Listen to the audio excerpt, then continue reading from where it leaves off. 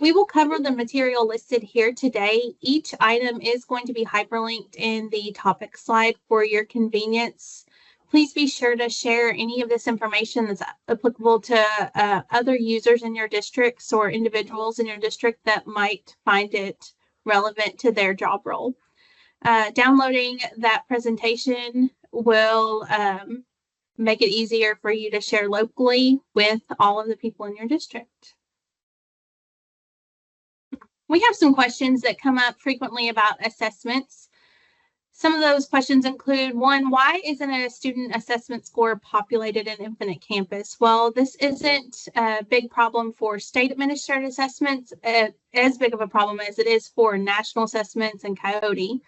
For KDE to be able to match the assessment score to the student in Infinite Campus, the name does have to match. If the name errors out, the score is not going to be loaded.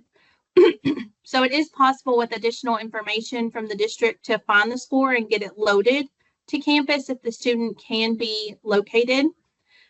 Contact KDE Data Services via email to request assistance if you need help with that.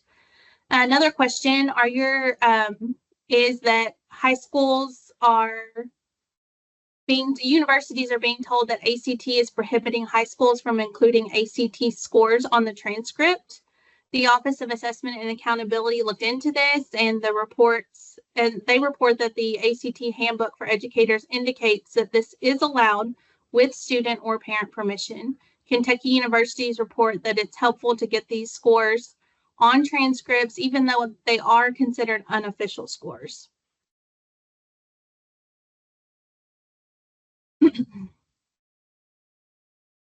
In the past, KDE was able to get approval to use ESSER funding for campus learning management system and online registration. That was for the last few years. This helped as the districts dealt with COVID and worked to find efficiencies in registration. Unfortunately, though, that money did run out, and we have not been able to secure funding to continue subsidizing these tools, as you may know. 2025-26 will be a transition year. Infinite Campus is offering Kentucky districts the state rate for 25-26 to help with this transition. Districts will need to enter into an agreement with campus if they want to continue using these tools. Mike Mock and Lisa DeGarris sent an email to each district's KSIS contact, DPP, and CIO on April 9th with a quote attached. Districts do need to respond by May 15th to that email. Campus invoices, like I said, districts do need to respond to those by May 15th. It's important to run the QA courses report to identify course setup errors regularly throughout the school year. The purpose of these reports is to produce a list of active courses with at least one section scheduled for quality assurance review. Courses reflected in this report include all courses, dual credit courses, or advanced courses. Correct course setup affects a great deal of federal funding and state reporting, as you know, and it's much easier to fix these reports before rather than after. Schools, as we said, should validate school report card data before it is released. Trying to fix it prior year data can be much more difficult than correcting those errors during the current school year. We recommend you run these reports now, especially if you haven't done so already, to ensure all data is correct prior to those school report card data files being generated.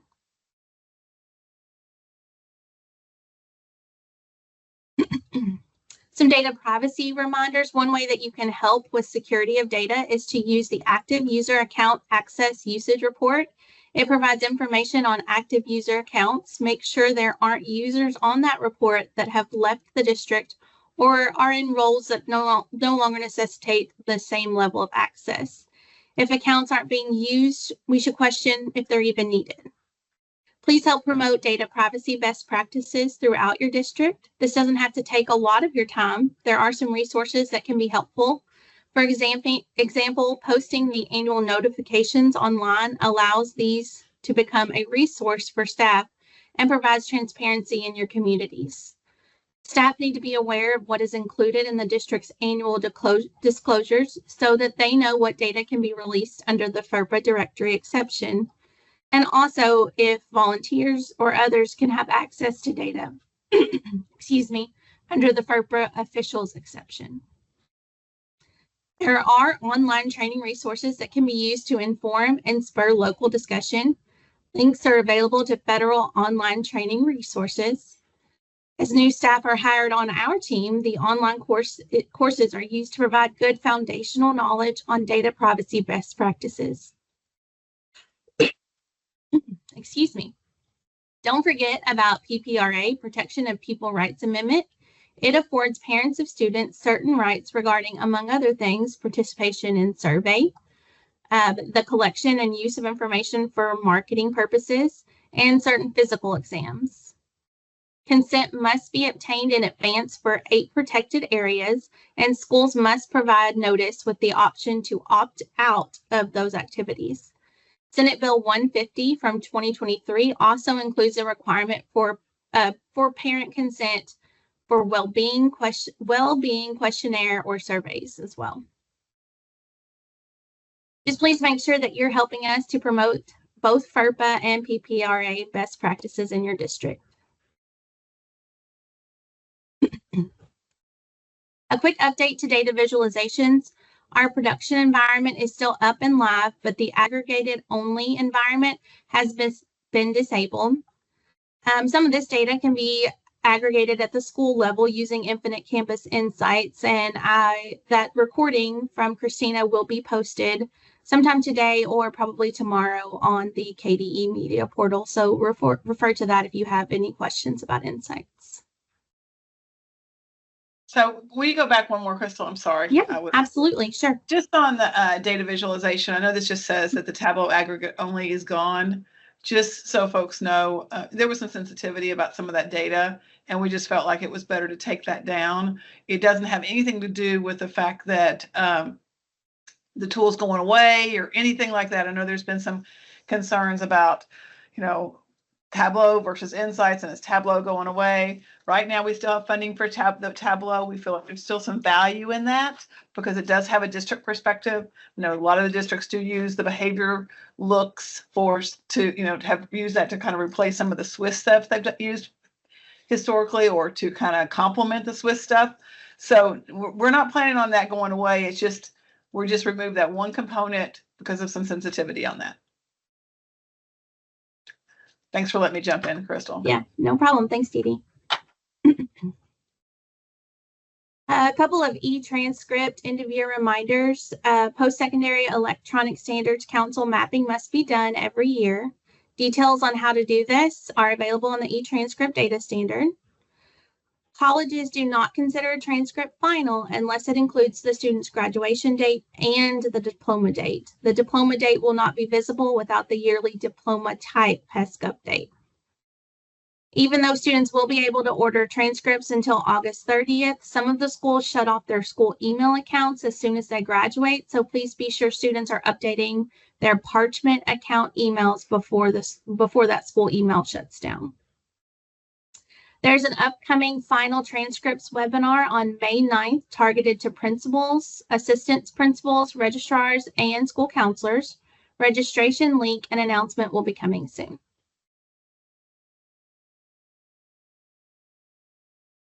For the 24-25 school year, when entering data, please reference the non-traditional instruction data standard.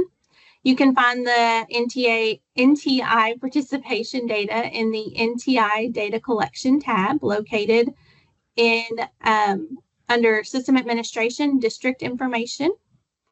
Make sure the days entered in the NTI data collection tab match the NTI day types in the 24-25 school calendars.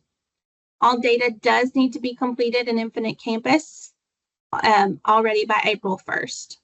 The KDE will... Oh, yeah. I'm sorry, ahead, Crystal. I'm sorry. Yeah. This is my fault. We have extended that deadline to May 1st because of the flooding and districts having to use additional NTI days.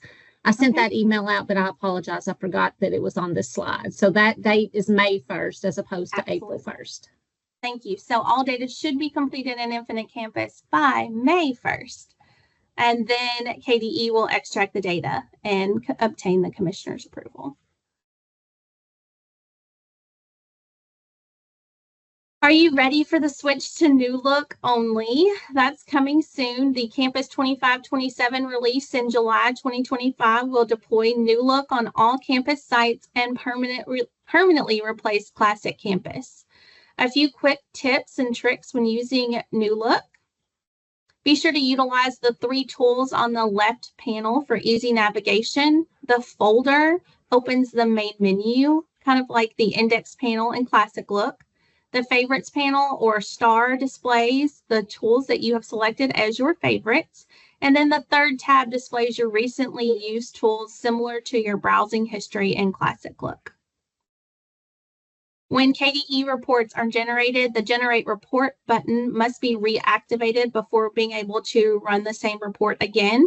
The fastest method to do this is to select school year and school in the campus toolbar and then just hit save, and that will regenerate for you.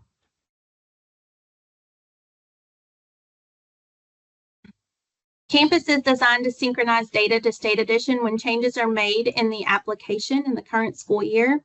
Occasionally, though, this process does fail due to high volume or an outage. When data is changed using a script, the trigger is not set to sync the changes to State Edition automatically. If districts are making changes via the back end, then a resync state data needs to be done on those records outside of the school day. As we said, SDRR will be opening soon, and this data is pulled from State Edition, so make sure that that data is correct and not out of sync. Campus is updating the logic for syncing database objects between the district and State Editions to send data via a database event change on certain objects. Once a database object has this feature and data is changed using a script, it will no longer be necessary to do a resync state data on these records.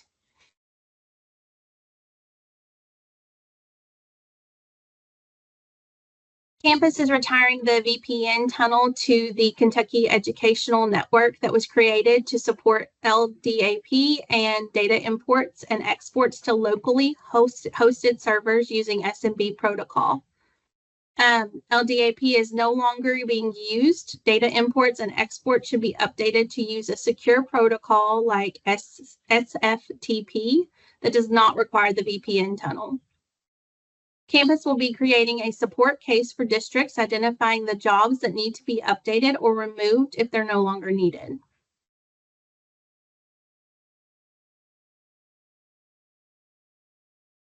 SDRR is planned to be open on or around April 23rd. To help with data quality cleanup for SDRR, use the State Enrollment Verification Report, QA reports, and data validations in Infinite Campus. Run the State Enrollment Verification Report and fix all of the student enrollment records missing at State Edition. These students will be missing from SDRR if not fixed.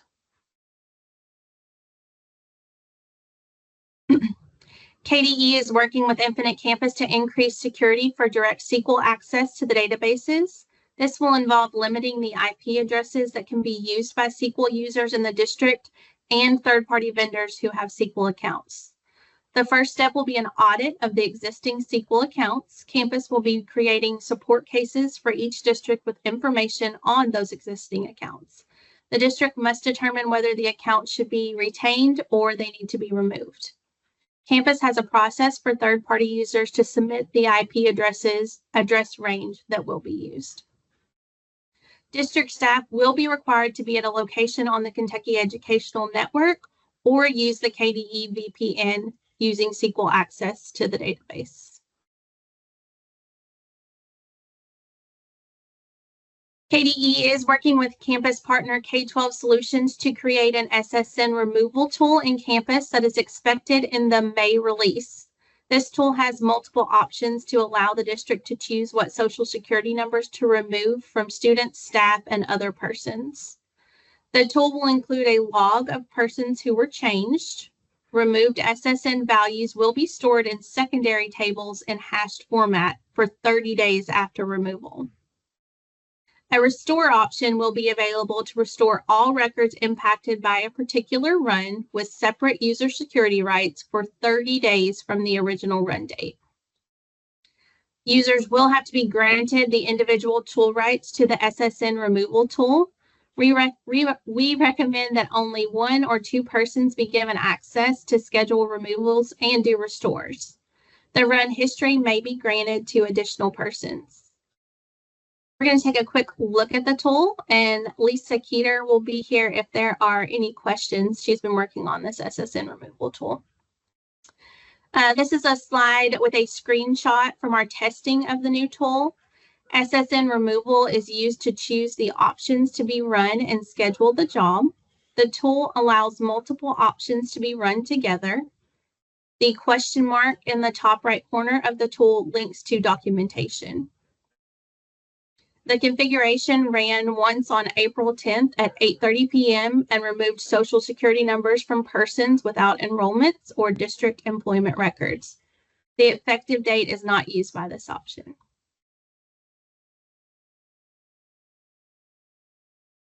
This is the run history from the prior slide's job. No Social Security numbers are visible in the run history or the details, so districts may choose to allow more users to view the run history. The tool removed Social Security. Oh, go ahead, Dee. I'm sorry. Go ahead and finish. I thought you were finished. Nope, go ahead. That's okay. The tool removed Social Security numbers from 862 persons who were not students nor staff in this image. Go ahead, Dee. So I just want to mention that it's going to be a local decision on how, or I guess if, to use this tool. We do encourage all districts to have internal discussions. This isn't a decision that should be made by one person, but what would be your best practice? At a minimum, we do encourage that everybody get rid of the Social Security numbers that don't have an employment record or a student record currently, a current one. There's a lot of information. We've had information in Infinite Campus that goes back to like 2006.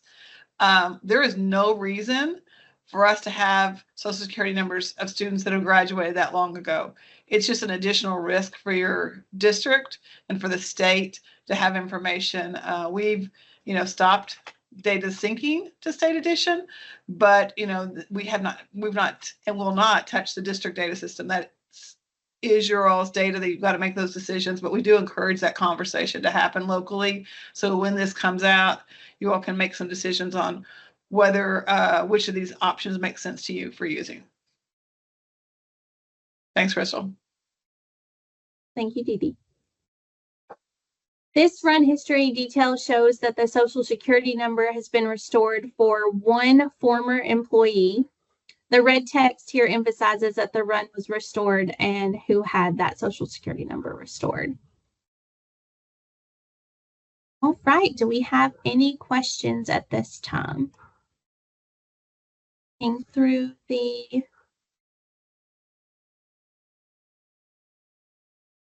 chat.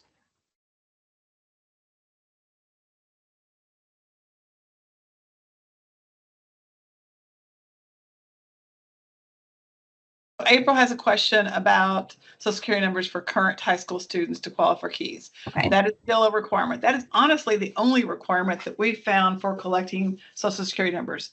At the KDE level, we'd love for that to change, and we've been working with KIA to see if they couldn't capture that information from the applicants or those that actually receive keys.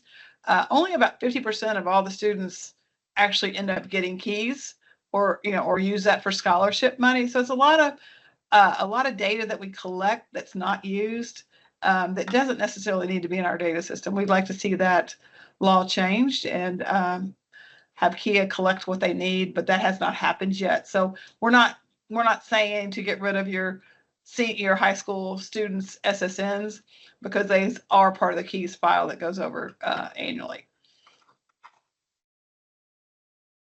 Okay. I see another question about, could you repeat what you just said about a survey requirement?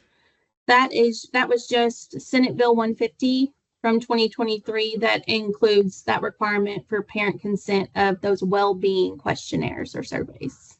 I believe that's what you're asking about there.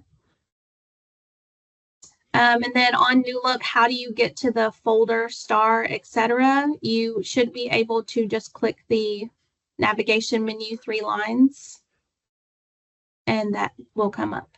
There there. If you turn on New Look, you will see them. They're right there. And then I think that is it. If nobody else have has a question about Social Security number and Medicaid students. And I've talked to our Medicaid folks here, and they, from their perspective, the Social Security number is not required. So there may be something I'm not aware of. But again, we're not asking you to get rid of anything that you need. What we're doing is we're asking you to get rid of it when you no longer need it. I think that's where it's really important to think beyond, the intended use and not retain it beyond that need.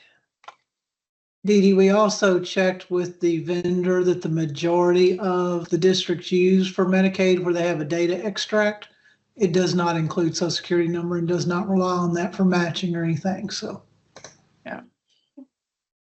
And that's the same for the no need. pass, no Social, drive. yeah. Is it the And same for that one?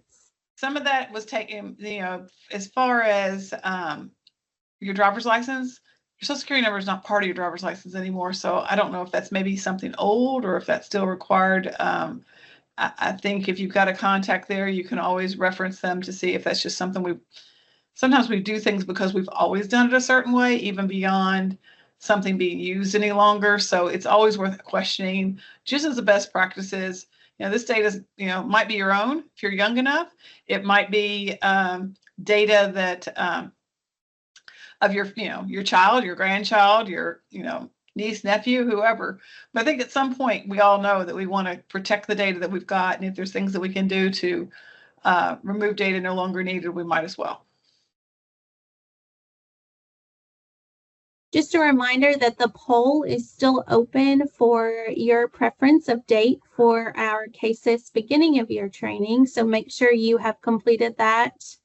If you haven't already, please complete it now and answer that question for us. You should just be able to click on polls if you've lost it in the chat, and it should come up for you. And then another reminder to receive ELA credit for the KSIS training, make sure you have registered. If you've not registered yet, that's okay. You can go ahead to the KSIS training page as soon as possible and do that so that you receive the post-training survey. Okay, somebody did put out NPND, and I'm drawing a blank. I don't know what that acronym's for. So if you'll add that, the definition, we can look into that No further. pass, no drive. Yeah, that's okay. No pass, no drive. Okay. So, those are the type of things that, if send us the information, we can reach out to the state agency and ask them why it's required for that purpose when when you get a driver's license, it's not required. So we can check on that further.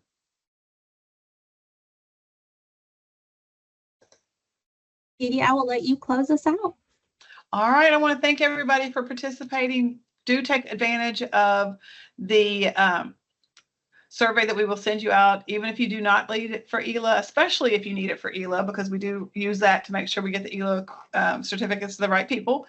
But even if not, the questions we ask are for a purpose. They really do help us determine what training is needed, what's going to be next. We've heard from you all, and I think you've seen us set up some special training this year with like scheduling with Infinite Campus. That was because of what you've told us. You needed training on certain things, and we're not always the right person to train on it. And if we can, we'll get Infinite Campus to do this type of training.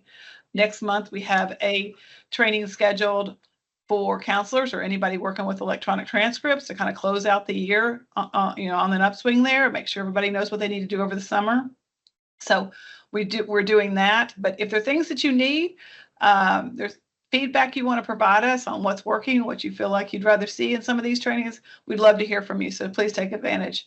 And thank you for your time today. We do appreciate it, and hope you all have a great end of the year, and looking forward to and talking to you again soon, or the next training at the beginning of the year in July.